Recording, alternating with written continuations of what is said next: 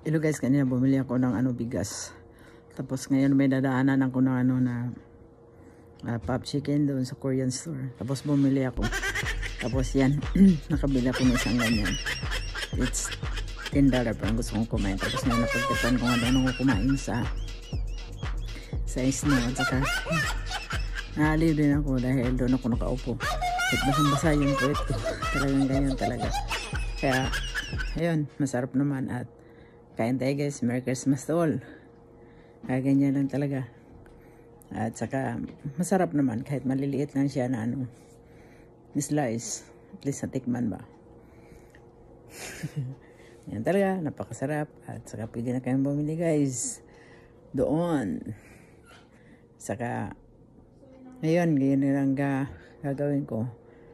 Tapos at yan ay start na din ako ng kumain.